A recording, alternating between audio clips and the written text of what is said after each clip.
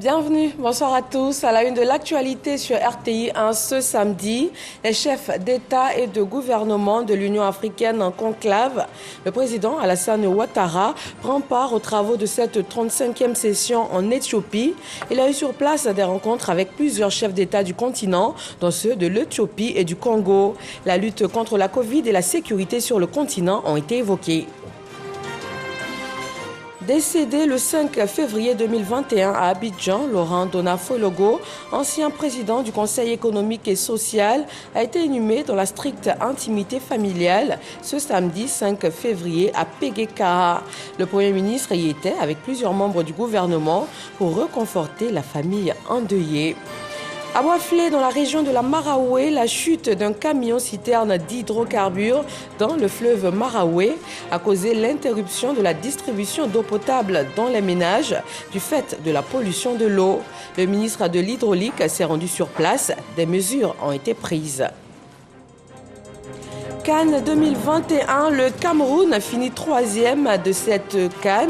Les Lions indomptables remportent cette rencontre face au Burkina Faso suite à une séance de tir au but.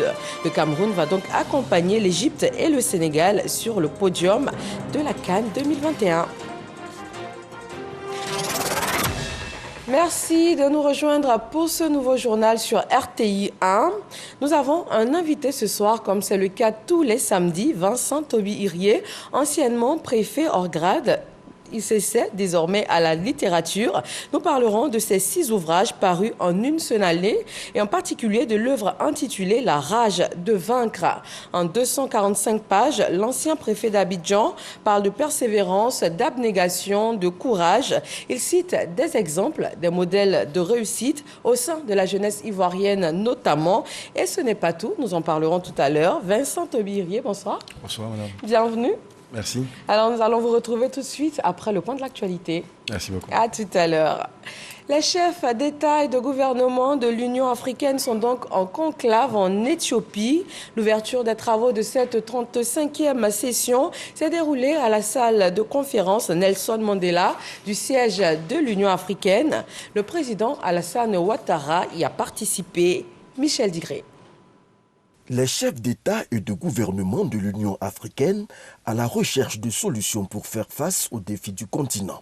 Le président Alassane Ouattara a fait le déplacement d'Addis Abeba pour apporter la contribution de la Côte d'Ivoire dans les débats.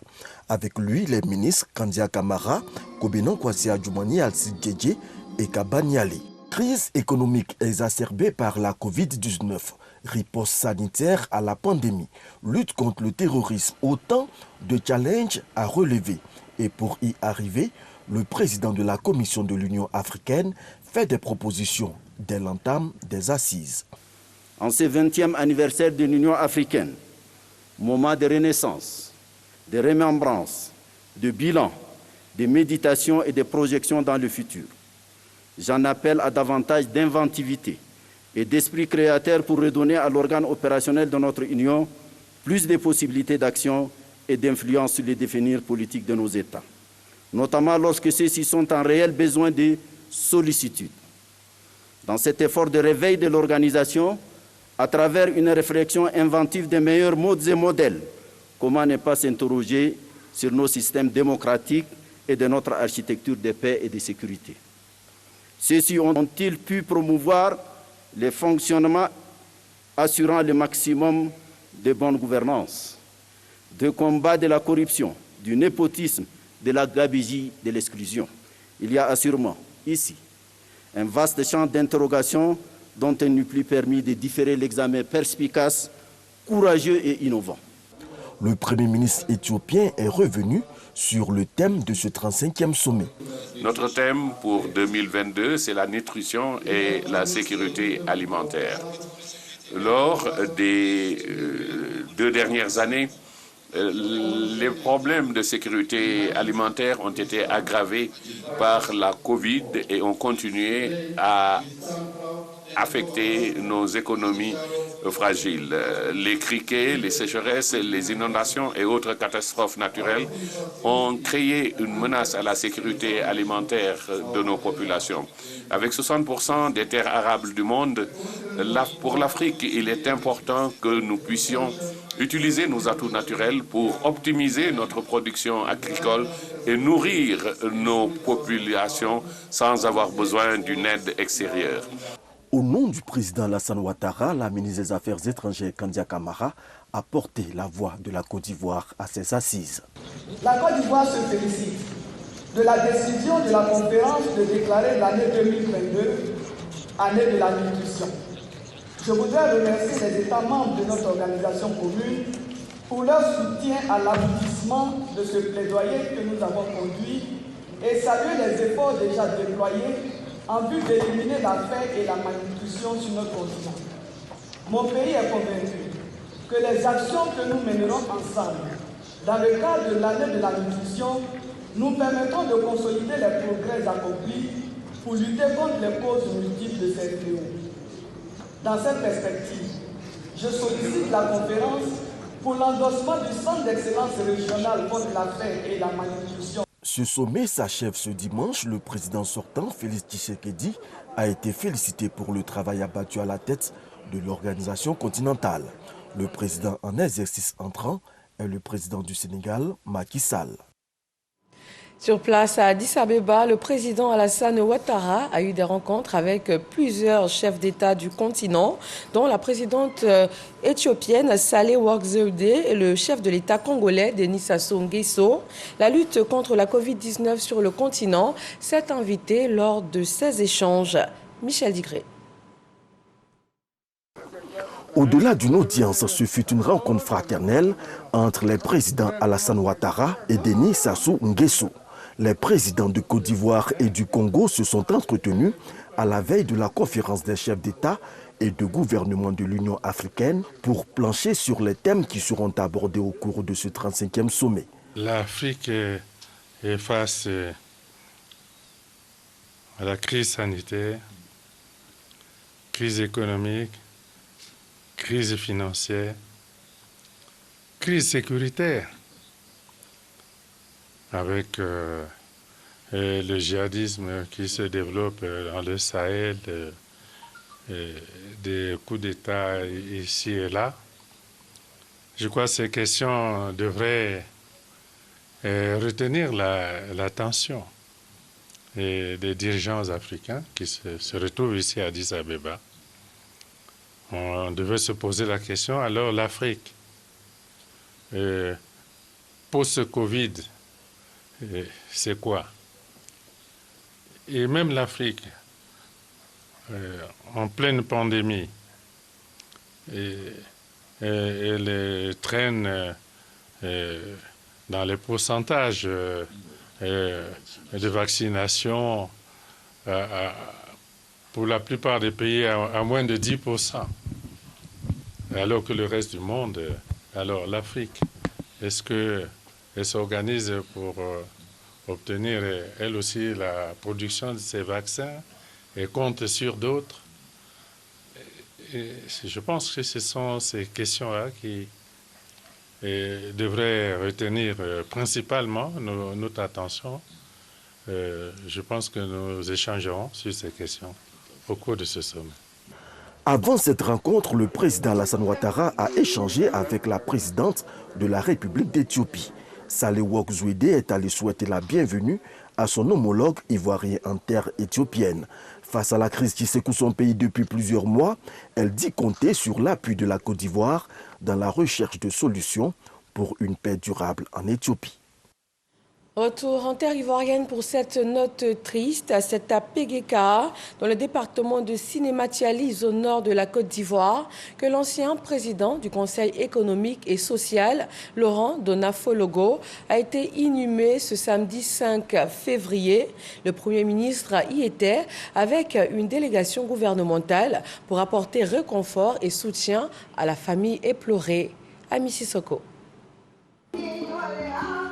Décédé le 5 février 2021 à l'âge de 81 ans, Laurent Donafologo, l'ex-président du Conseil économique et social, est inhumé dans la stricte intimité familiale ce jour dans son village natal Péguéka, dans le département de Sinématiali, région du Poro. Avant l'ultime séparation, Une messe de requiem pour le repos de son âme a été dite par Monseigneur Ignace Bissidogo, archevêque du diocèse de Korogo. Nous perdons un être précieux. Son départ a bouleversé nos projets et nos plans. Il nous faudra désormais tout faire sans lui. Nous appuyons sur les textes de cette liturgie. Nous vous invitons à trouver la consolation dans la miséricorde du Seigneur, des vivants et des morts. À la tête d'une forte délégation, le Premier ministre Patrick Achi est venu une fois encore apporter réconfort et compassion du chef de l'État Alassane Ouattara et celle du gouvernement à la famille éplorée. Après les hommages de la nation du 19 mai dernier au Conseil économique, social, environnemental et culturel. C'est le ministre du Budget du portefeuille de l'État, Moussa Sanogo, qui, au nom du Premier ministre, a livré le message du président de la République, Alassane Ouattara. Nous sommes animés par beaucoup de chagrin de savoir que nous allons nous séparer définitivement du président Sanogo. Nous ne pouvons pas être honorés d'être là ce jour pour accompagner ce grand homme. Oui, grand il fut. Oui, il a marqué l'histoire de ce pays. Également présent aux côtés de la famille du disparu, représentants des institutions, partis politiques RHDP, PDCI, PPACI et organisations de la société civile sont tous revenus sur son parcours. J'ai eu le privilège d'entretenir des rapports très étroits avec ce grand homme. Personne n'ignore ce qu'il aura été de la vie du PDCI-RDA et de la vie de la nation ivoirienne.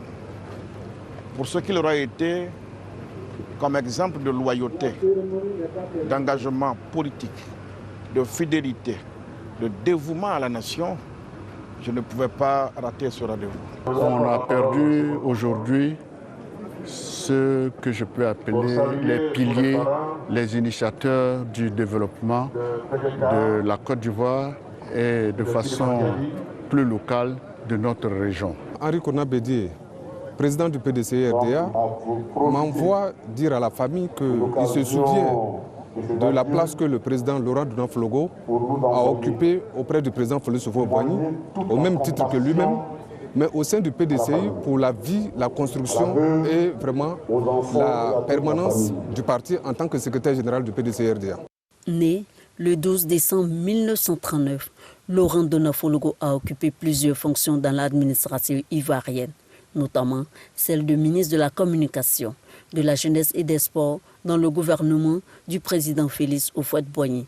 Journaliste, rédacteur en chef et directeur général du quotidien Fraternité Maté. Nous en arrivons au point quotidien chiffré du ministère de la Santé face à la pandémie de la Covid-19 en Côte d'Ivoire.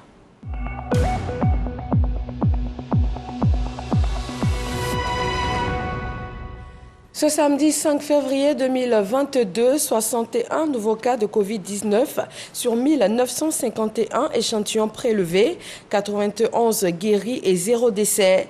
La Côte d'Ivoire compte 80 901 cas confirmés, dont 78 526 personnes guéries, 786 décès et 1589 cas actifs. Un total de 8 272 359 doses de vaccins ont été administrées.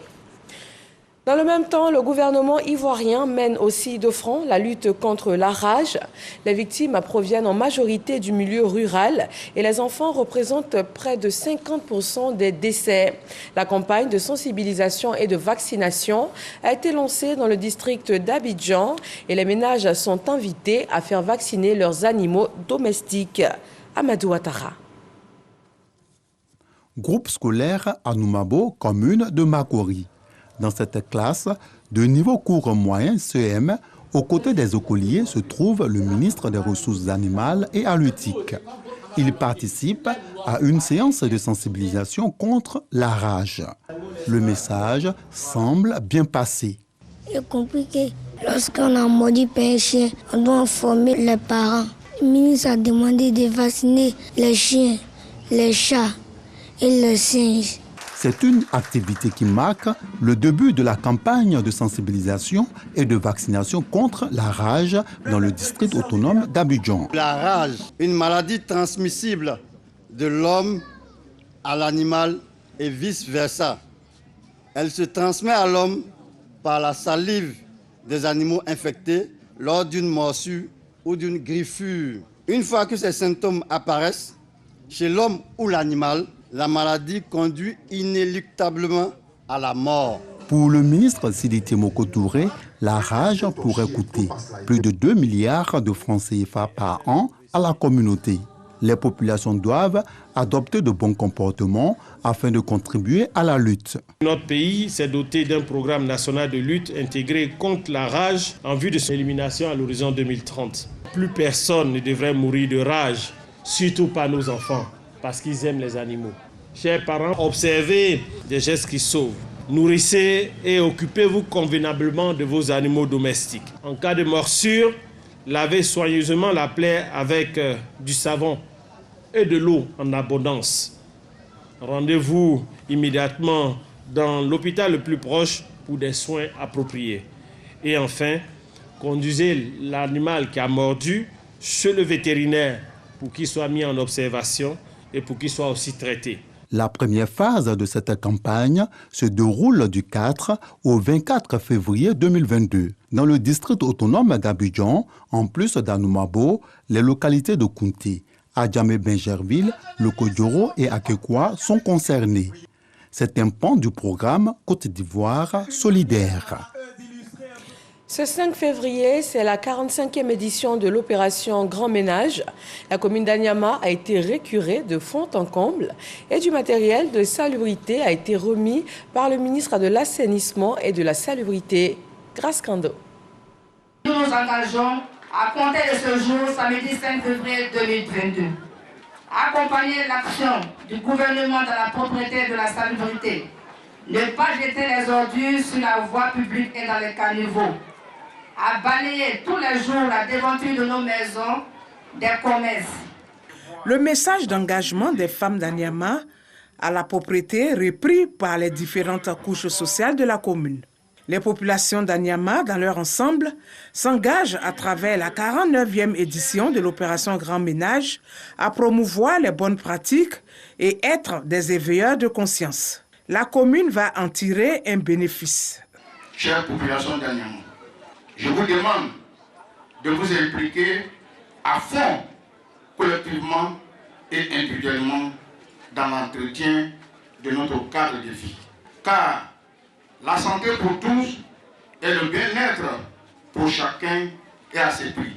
Après le coup de balai du ministre de l'Assainissement et de la Salubrité et son message de sensibilisation à utiliser les caniveaux à bon escient, Boaké Fofana invite les populations à entretenir leur cadre de vie et maintenir sain leur environnement.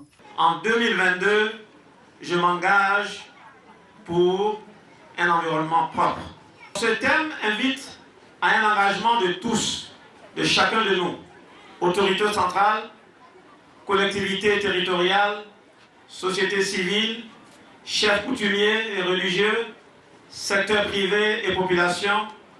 Ce thème nous invite donc à mettre en œuvre des actions concrètes de propriété pour améliorer notre cadre de vie.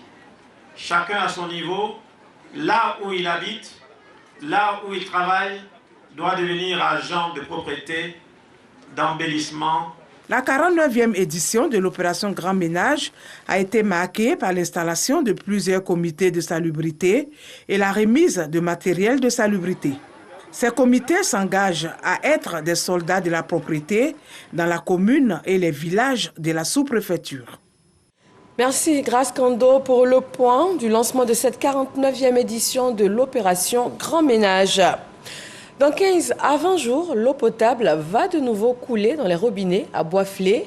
La fourniture a été interrompue suite à la chute d'un camion-citerne d'hydrocarbures dans le fleuve Maraoué, polluant ainsi l'eau.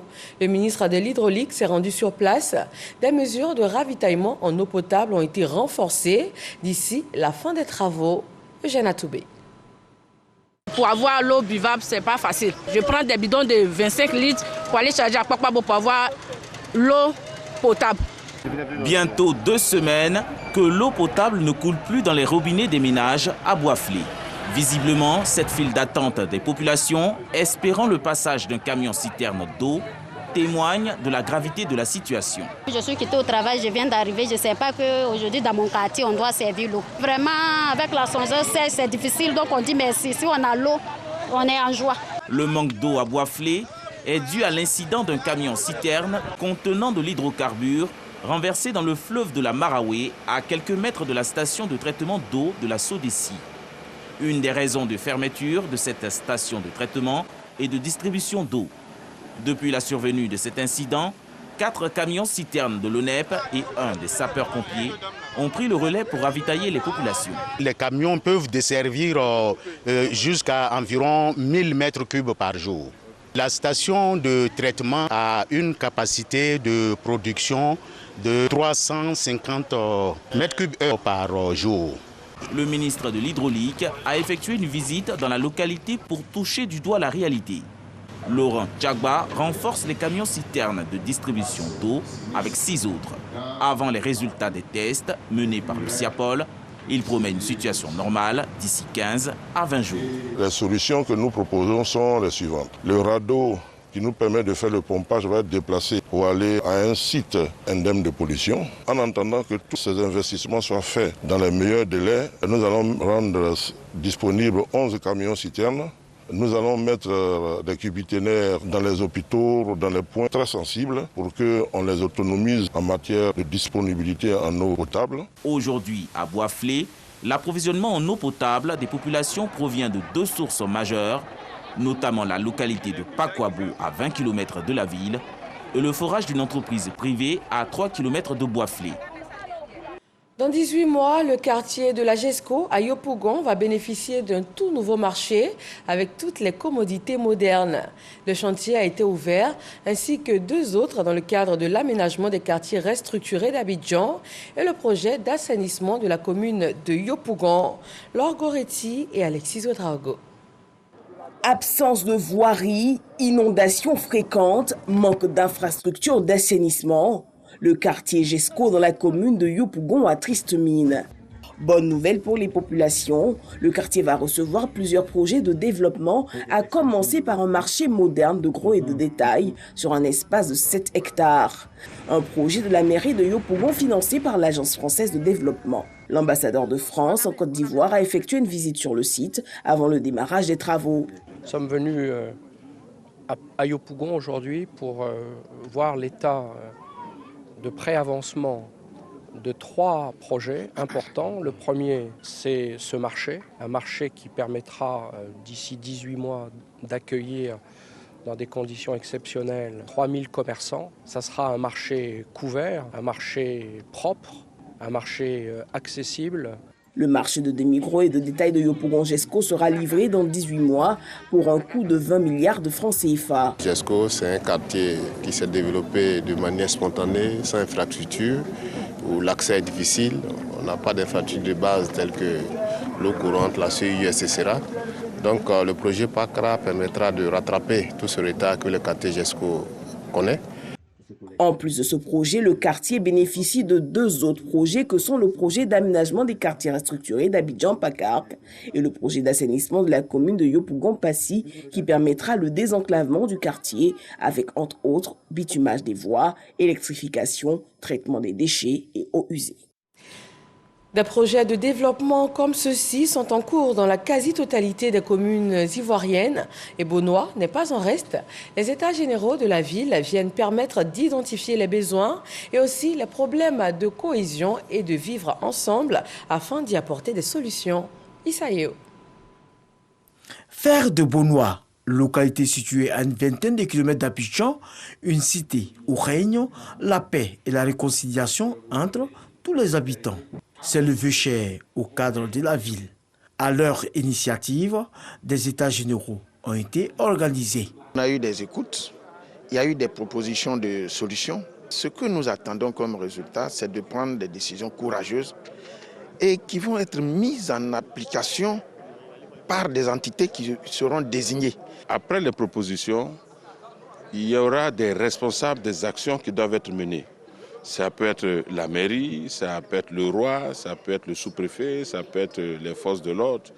Et donc à chaque fois, il y a ces acteurs-là qui seront interpellés au cas où il y a un déphasage. Depuis des années, on vit dans une insécurité la plus totale. Maintenant que nous n'avons plus de commissariat, nous pensons que le moment est venu de réfléchir, parce qu'il faut aussi que les réflexions collectives, les solutions puissent être exécutées collectivement. Le sous-préfet de Bonoua, Kra Kwadjo Maïsan, apprécie la démarche des cadres et les exhorte à sensibiliser les jeunes à tourner le dos à la violence. Si un grand nombre de jeunes suivent la voie des aînés, par le travail, par la discipline, par la rigueur, d'autres malheureusement se jettent dans les bras de la facilité avec la délinquance, la drogue, la loterie et toutes sortes de violences. À côté de cela, il y a le fait que cette cité qui naguère était homogène a aujourd'hui accueilli des peuples frères, d'où il suit qu'il faut veiller sur la question de la cohésion. Donc il était de bon ton que de façon participative et consensuelle, on se concerte pour trouver des solutions qui permettraient alors de croire en l'avenir. Ces états généraux qui se sont déroulés au cours d'une seule journée ont été l'occasion pour les cadres de prendre des engagements afin que Bonoua soit une ville exemplaire en matière de cohésion et de vivre ensemble en Côte d'Ivoire. C'est la rentrée académique pour le lycée moderne de Yopougon Sogefia et pour cause, c'est un nouvel établissement construit par la mairie. Les parents ont été invités à s'impliquer davantage dans l'encadrement quotidien de leurs enfants pour de meilleurs résultats. Théodore Zouzou et Grace Kando. Yopougon Sogefia Solik, cet établissement à base 4 est le lycée moderne construit par le conseil municipal. Ici, les classes sont en genre, soit 2 pour les filles et autant pour les garçons. La particularité de faire les classes en genre nous facilite l'encadrement, surtout la sensibilisation sur des sujets en genre.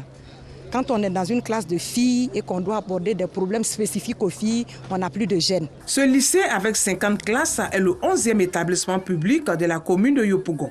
Pour cette année scolaire 2021-2022, il a accueilli ses premiers élèves des classes de 6e le 3 janvier dernier. Au nombre de 250, ceux-ci seront évalués sur 2 trimestres avec un quantum horaire accepté. Pour permettre à ces enfants venus du cycle primaire de connaître le fonctionnement de leur nouvel établissement, une rentrée académique est organisée. C'est l'accueil solennel des nouveaux entrants. Le niveau de 6e, leur programme est bien adapté pour qu'en commençant en janvier, on puisse terminer en juin. Ces enfants entendent donner le meilleur d'eux-mêmes. Ils comptent communiquer le goût de l'excellence à leurs cadets des classes de CM2 du groupe scolaire public du quartier. Chers camarades écoliers du CM2, toutes les nouvelles leçons du CM2 sont une bonne base pour faciliter le démarrage en 6e. Alors je vous invite à suivre sérieusement vos leçons pour venir en 6e. Nous avons pris bonne note de tous vos conseils. Nous vous promettons de travailler sérieusement et réussir avec excellence à l'examen d'entrée en 6e. Pour les autorités éducatives et municipales, l'ouverture de ces lycées de proximité est jugée d'intérêt.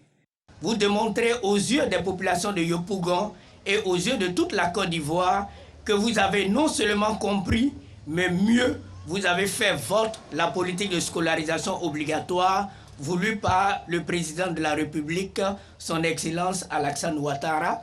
L'éducation a été toujours une préoccupation pour le ministre Kafana, pour le conseil municipal.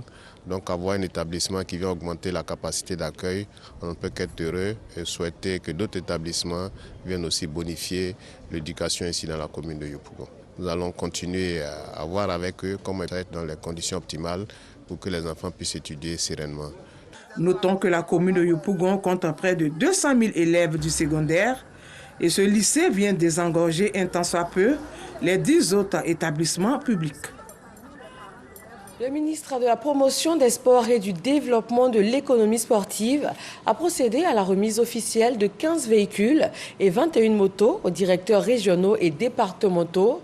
Un matériel roulant qui va permettre à ces directions d'être plus efficaces sur le terrain. Arsène Kouassi et Essojean. La capacité opérationnelle des délégués régionaux et départementaux du ministère de la Promotion des Sports et du Développement de l'économie sportive vient d'être renforcée avec 15 véhicules et 21 motos, le tout d'une valeur de 282 millions de francs CFA. Parmi les 30 récipiendaires, 9 directeurs régionaux et 21 directeurs départementaux reçoivent les clés de leur matériel roulant des mains du premier responsable du sport ivoirien. Ce geste du ministre en charge des sports s'inscrit dans le cadre de la cohérence des actions gouvernementales aux structures déconcentrées du sport. Lors de ma prise de fonction, le président de la République, son Excellence Alassane Ouattara, dans sa vision de faire un développement holistique de la Côte d'Ivoire, a souhaité que le sport ait une fonction essentielle. Ce que vous venez de voir, ce n'est qu'un avant-goût de ce que nous souhaitons faire l'année prochaine. Sur nos instructions, le directeur administratif et financier, le DAF, est en train de travailler à améliorer et à amplifier cette action pour nos collaborateurs. Au nom des bénéficiaires, la déléguée départementale de la région de Lamé promet un usage rationnel de ce matériel de mobilité avant d'exprimer sa gratitude à la tutelle pour sa sollicitude à leur endroit. Au nom de tous les bénéficiaires, je voudrais vous adresser, Monsieur le ministre, nos vifs et sincères remerciements pour ces engins que nous venons de recevoir. Grâce à ces moyens de mobilité, nos différentes structures pourront toucher le plus grand nombre des populations dans les contrées les plus reculées de nos circonscriptions respectives.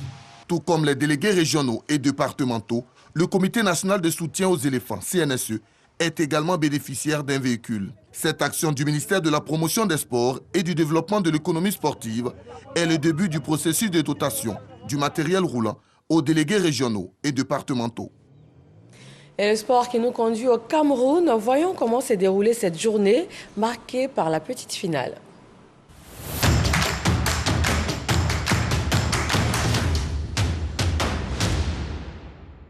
Le match pour la 3e place de la CAN s'est joué ce samedi à Yaoundé. Menés 3-0, les Lions indomptables ont rattrapé leur retard en 16 minutes avant de s'imposer au tir au but face au Burkina Faso, 5-3 à l'issue donc de la rencontre. Arsène Kouassi et Essojean. Déchu des demi-finales, le Burkina Faso et le Cameroun se retrouvent à nouveau pour le match de classement. Une rencontre apparemment pour l'honneur, mais qui sonne comme une revanche pour les étalons, battus 2-1 lors du match d'ouverture. Motivés par leur public, les Lions indomptables s'offrent les meilleures opportunités d'entrée. Mais ce sont les étalons qui ouvrent le score grâce à Steve Yago. Les joueurs venus du pays des hommes intègres accentuent la pression. Sur une chevauchée d'Issa Kaboré, André Onana marque contre son camp. 2-0 à la pause. Djibril Ouattara profite d'un beau service de Bertrand Traoré pour alourdir le score. Mené, le Cameroun ne se décourage pas. Stéphane Baokeng entretient le sursaut d'orgueil des Lions indomptables avec la réduction du score. Vincent Aboubakar s'illustre par 2 fois et permet au Cameroun de revenir à hauteur du Burkina Faso. 3 buts partout. Finalement, c'est au tir au but que le dénouement du match arrive. Les Lions indomptables, plus adroits, l'emportent 5-3. Le Cameroun se fait peur, mais se console avec la médaille de bronze. Demain, dimanche, la grande finale va se jouer entre le Sénégal et l'Égypte. Les Lions de la Teranga tentent pour la première fois de leur histoire de remporter la Coupe d'Afrique. Les Pharaons d'Égypte, quant à eux, détiennent le record de trophées avec 7 titres de champion d'Afrique, le dernier conquis en 2010. Vous pourrez bien évidemment suivre cette dernière rencontre de la CAN 2021 en direct sur RTI 1. Sur la scène culturelle, il y a aussi du mouvement, festival, promotion de la culture ivoirienne, sortie de nouveaux ouvrages. On part maintenant pour la page culture.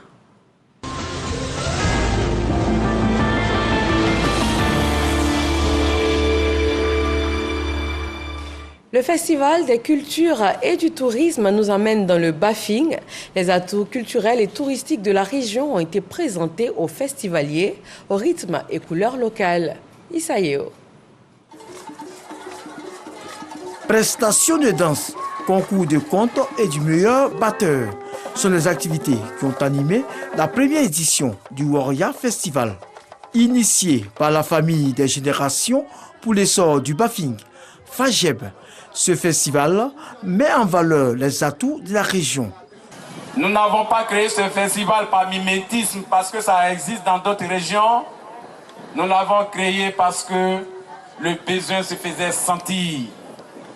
Quand vous regardez cette région, c'est à cette même place en 1974 que le père fondateur de la Côte d'Ivoire s'est installé là, où nos cadres sont installés, pour voir cette verdure. Et il a dit que le Bafing est un paradis. Ce fut l'occasion de visiter la mosquée du village de Ganwe, qui date de plus de 300 ans. Elle est l'un des sites les plus visités de la région. Le Warrior Festival, ce n'est pas que des danses, c'est aussi les sites touristiques et culturels et les sites religieux. Cette mosquée de Ganwe a une histoire, une grande histoire. Et cette mosquée de Ganwe, on ne pouvait vraiment pas venir faire ce circuit touristique-là sans venir nous recueillir ici. Parce que ce village-là, c'est un village d'érudits. On est venu donc prendre des bénédictions. Warrior Festival, pour sa première édition, a vu la participation de plus de 5000 festivaliers. Et nous passons au plateau de la page culture de ce samedi et je cite « Je ne suis ni écrivain ni auteur », fin de citation. C'est par ces mots que se définit notre invité de ce soir. Bonsoir Vincent Taubirier. Bonsoir madame. Alors le 28 décembre 2021, vous publiez simultanément 5 œuvres. Ce n'est pas courant. Pourquoi ? Oui, parce que je travaillais sur ces œuvres pendant un certain nombre de semaines et de mois. Et j'estimais qu'ils avaient des orientations différentes. Et donc, je les mets à la disposition du public pour que chacun se serve en fonction de sa sensibilité et de son intérêt. Comment donc s'est fait la rédaction de ces 5 livres? Combien de temps de travail? Quel état d'esprit pour l'auteur? D'abord, je commence par l'état d'esprit. Je pense qu'il est important qu'on partage nos expériences.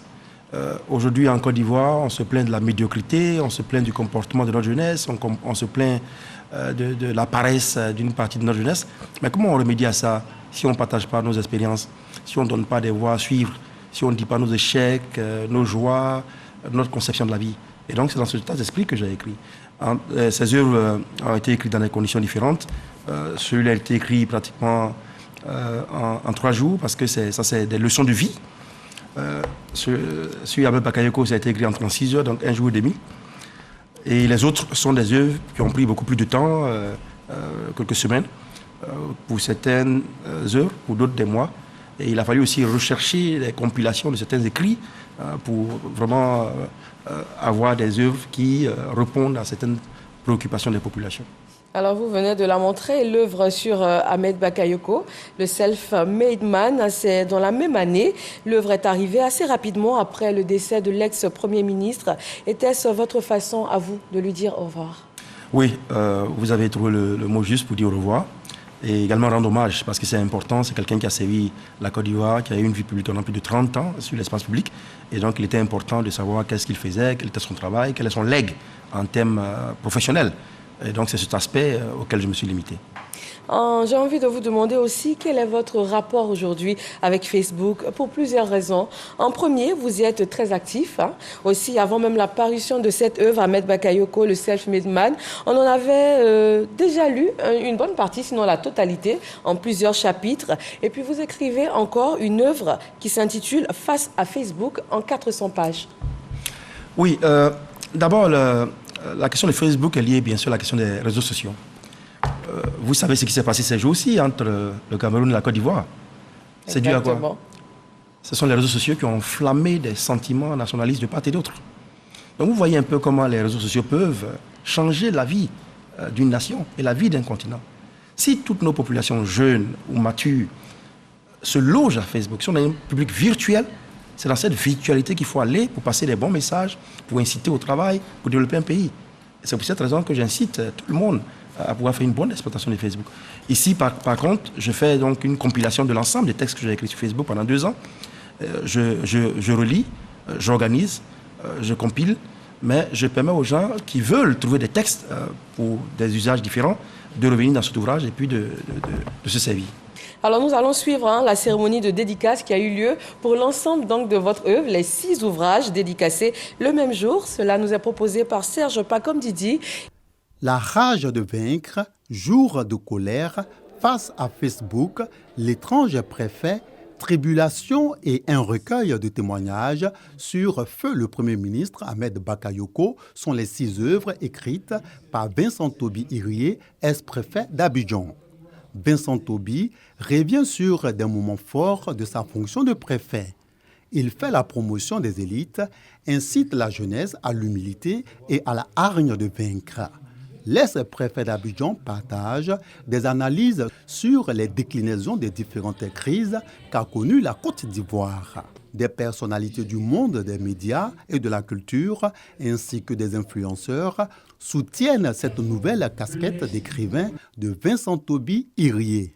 C'est un acte à saluer. Les titres sont parlants et je pense que je vais m'en procurer je suis impatient de voir ce qu'il y a à l'intérieur. Pendant au moins 6 ou 7 ans, Vincent a été chroniqueur à Fraternité Matin, tout en étant directeur de cabinet du ministre de l'Intérieur. C'est monsieur brillant.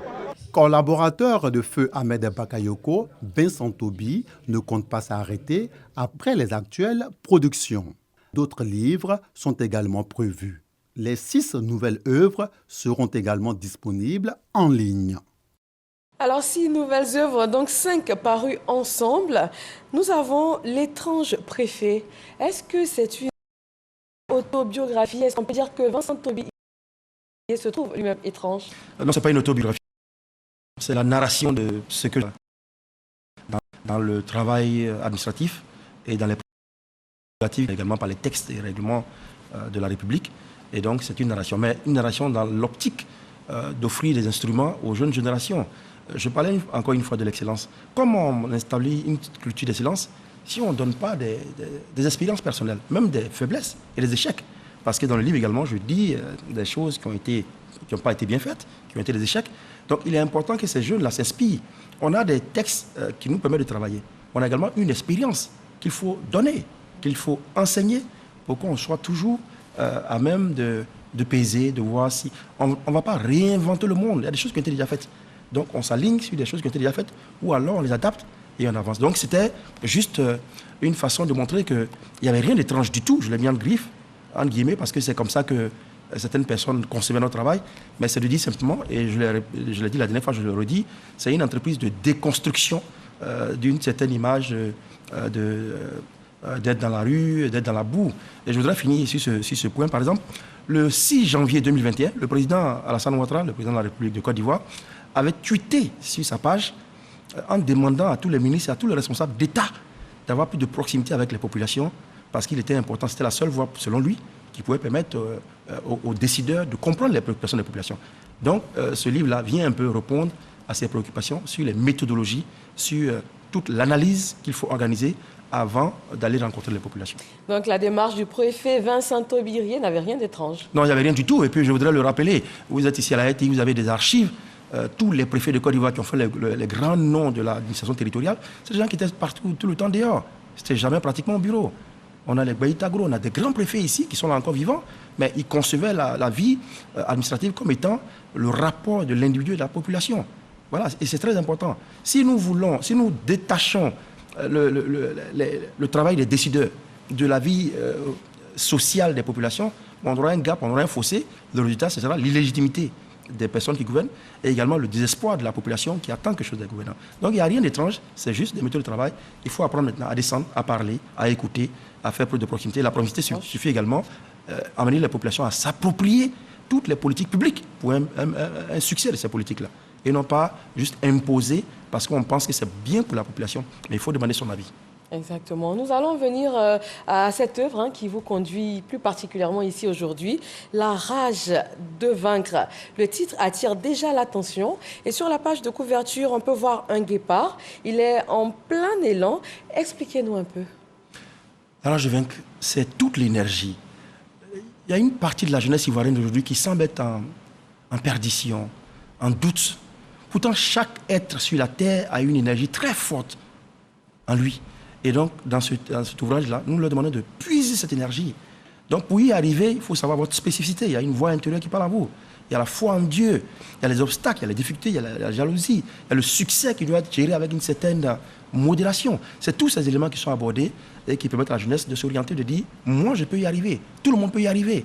Et quand vous lisez un peu les livres des grands, de ceux qui ont eu du succès dans la vie, c'est des gens qui ont beaucoup souffert, mais qui ont une foi en eux. Et donc, c'est ce que nous enseignons aux jeunes, pour éviter qu'il y ait des jeunes qui aillent en congé prématurément, pour éviter qu'il y ait des jeunes qui aient une capacité, mais qui aient honte, qu'ils affirment leur jeu pour pouvoir contribuer au développement de la Côte d'Ivoire, mais également pour leur épanouissement personnel.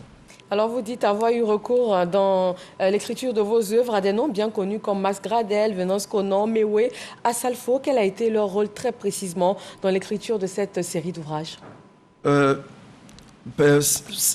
Ces personnes que vous citez oui. Ne sont pas exactement dans ce livre-là, mais c'est quelques exemples qui sont pris parce que c'est des gens qui se sont battus. Parce qu'on regarde aujourd'hui le succès. Et c'est ça le problème aujourd'hui en Côte d'Ivoire. On voit des gens qui ont... On voit le président Ouattara, on s'imagine qu'il est président de la République, que tout est rose, mais on ne sait pas quelles sont les heures de travail, quels sont les jours de doute et d'obstination pour arriver à des résultats. On regarde Didier Drogba, on est content, mais on ne sait pas combien de fois Didier Drogba a pleuré dans les vestiaires, quand il a perdu, même qu'il était en proie au doute, ou quand alors il n'avait pas ce succès. On regarde des chanteurs tels que Mewé, Assalfo et tout Alpha Blondy. Voilà. Donc il faut arriver à surpasser cela. Ce que vous voyez, c'est le résultat fini d'un long processus. Et ce processus-là, il faut le vivre. Il faut avoir, chaque fois que vous tombez, avoir la capacité de vous relever. Donc c'est ça qui va développer en vous cette rage de vaincre. Aucune difficulté ne doit se dresser sur votre route et qui soit insurmontable. Donc c'est un peu cela qui est... Merci Vincent Toby Irié, la rage de vaincre. Il faut donc que notre jeunesse ait cette rage de vaincre pour réussir à vaincre. Merci d'avoir accepté notre invitation. Nous avons été ravis donc de partager ces quelques minutes avec vous. Merci à tous de nous avoir suivis et très bonne fin de soirée sur RTI 1.